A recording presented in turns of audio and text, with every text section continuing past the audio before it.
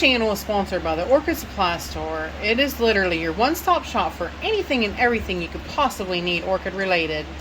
And they even sell orchids. Use my name code Hillbilly in the code section for a 12% viewers discount. So go check them out, y'all. Hey y'all, it is Paula with Hillbilly Orchids. Welcome back to my channel. I hope everybody's having a fantastic day. I am going to do a little bit of a video here on kind of like a clarification of the Jack's two-part system fertilizer, okay? Reason being is because I've had a couple people contact me privately, and they didn't really understand. And I get it. I'm telling you, I totally get it. It's really complicated for me as well. Like I said, I don't do math very well at all. So for me, it was easier just to add a little bit, I don't care if I had to add it 100 times and figure it out that way. That's just what it takes for my brain to be able to process it, to do it. So it doesn't matter if you can do the math, then bless your heart. You're awesome. If you can't do the math, then we'll figure it out another way. But one way or another, we're going to get it, okay? So it's either you do the math or you don't do the math. But however you figure, and like I said, the volume of water makes a big difference as well. You know, I use a scale, which I do it up in grams to do my 32-gallon cans. That's, you know, that's to be expected. That's an easier way of doing that. Normally, you can't do the Jack's two-part by teaspoon or, you know, measurements like that. It doesn't work that way. And because we're doing the 3-to-2 ratio, you know, we gotta make sure that we're doing it properly. Well, there was, like I said, there was also some confusion about the numbers and where they came from. And I'm like, well, that's just it. I'm doing the 3-to-2 ratio, and that's where we come up with the numbers of what we want. And I want the total mix to be low total, so that's why we're only doing 125 parts per million, so that, you know, it's a lower feed, and I don't have to flush my orchids as often being fed a lower feed. And I think they benefit and they get more from lower feed because they, you know, and I will increase it in the summer. It's 3-to-2, but the ppms, the total ppms of the fertilizer will be increased for summer. So, but we won't go there. This right here is just for winter. And like I said, it's the 3-to-2 ratio, and I will show you on the screen how these numbers are what I'm coming up with, okay? First of all, you have to start with what ppms your water is. Now, my tap water coming straight out of the tap is about, we'll just say 74 or 75 parts per million. So we'll just keep it at like around 75. So, and I'll write it up on the screen. So it's 75 parts per million is what my my water is that I'm starting with. Okay, so starting water is 75. Now, what I need to know is that, like I said, I'm going to do 125 total mix of part A and part B, and I'm going to add it to that 75 that's already existing. So I have to add 125 to that 75, okay? Does that make sense? So 75 plus 125 is 200. So by the time I get done mixing both A and B in my water, my meter is going to read 200 parts per million. Okay? This meter will read 220 parts per million. Okay?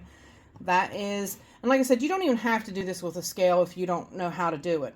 If you're doing only a gallon, you could just use pinches of that, of the fertilizer, because a gallon's not that much water.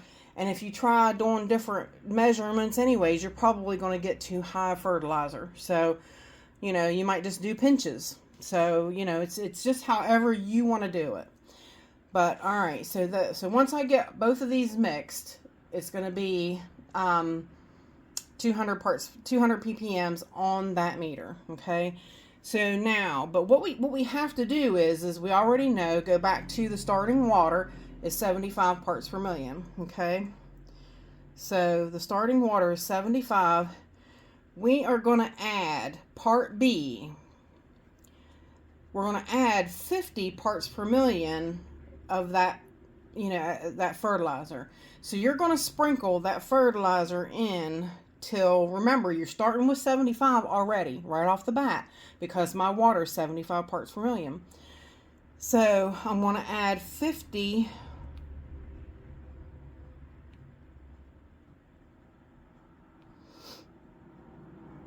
I'm going to add that part B, which is the 1500. I'm going to add part B on that meter till I reach 125 parts per million. You see, that is 50 more of this fertilizer right here. So you take 75 and you add this until you get the 50 parts in it, and then once your meter reads 125, then you can stop. You're adding 50 of this to what's already there. So you do that till you get 125 parts per million. Then you add the part A till you get on up to 200 parts per million, because you're adding 75 parts of this. You're adding 75 ppms, not parts, 75 ppms of this in the water that's already 125, because you've mixed this and you've already got your pre-existing 75 from your tap water. Does that make better sense?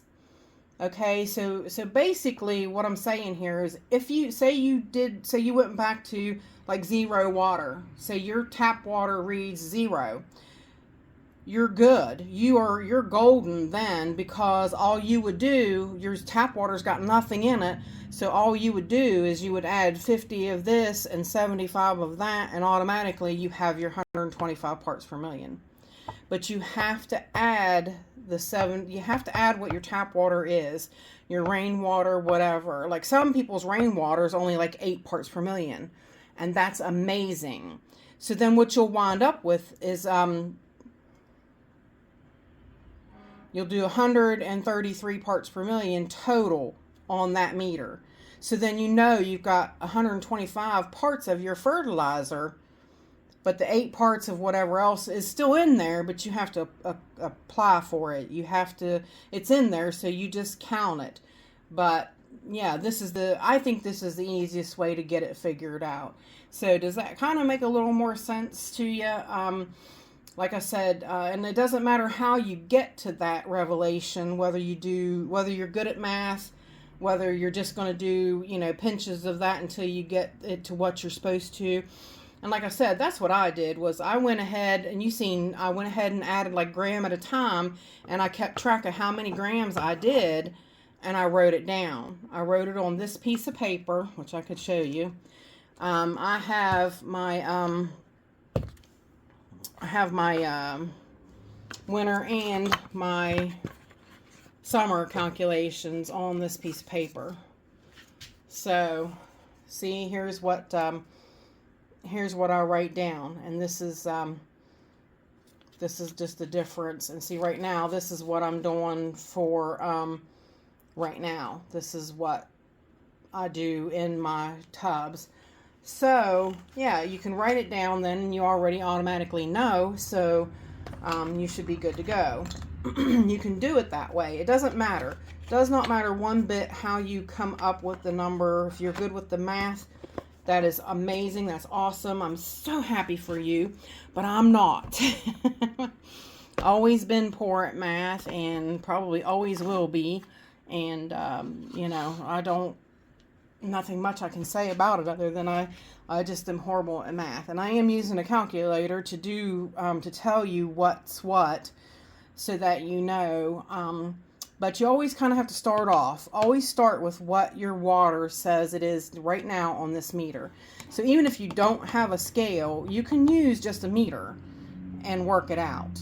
So, and you can do that, like I said, either if you have the math, you can figure it out with the math, or you can do it, but like I said, this is not something that you can do by the teaspoon. You can, once you get into bigger, like I could convert my grams over to whatever it would be per teaspoon and all that, but it's really not necessary. I've got the scale already, so I just go ahead and go by the grams. So I know that if I put 13 grams on there and I put it in there, then that is going to automatically equal my 75 parts per million. Does that matter? 25 grams actually. I mean, I'm just giving you an example. It's not really right, but yeah, that's to me the easiest way to figure out how to do it. But Michael did help me with the math this time, and I really appreciated that because I have to do it, and I have to do it on a calculator and get it figured up in my head. Because like I had to go back and forth with the numbers to add them together and then subtract them and do that kind of thing, just so that in my own head I could grasp what I'm doing. So you just have to know, you just have to do it the best way that you can and grasp how you're comfortable doing it. That's what you do. But basically that's what I wanted you to understand is that you're doing 50 parts per million of this one and 75 parts per million of this one. You're adding those numbers of each so that when this meter reads 50, then you're good with that one. When this meter then reaches 125, you're good with that one, if you're starting with 0 water. So, that's, like I said, it does all depend upon what you're starting with. It's almost like a tare on a scale. It's there, but you have to kind of set it aside to figure out what fertilizer you have in that water. Because the 75 parts that's in there already, we don't know what that is.